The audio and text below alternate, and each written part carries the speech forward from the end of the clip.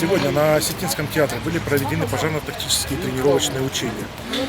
По замыслу учений пожар произошел в сценической части зрительного зала на площади возгорания более 190 квадратных метров.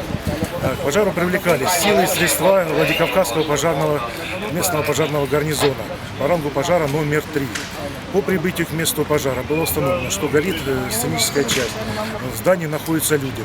Пожарными подразделениями были проведены мероприятия по развертыванию пожарно-спасательных сил, организовано тушение, организована эвакуация людей из вышележащих зданий.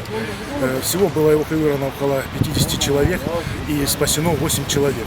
С поставленными задачами личный состав справился, оценка удовлетворительна.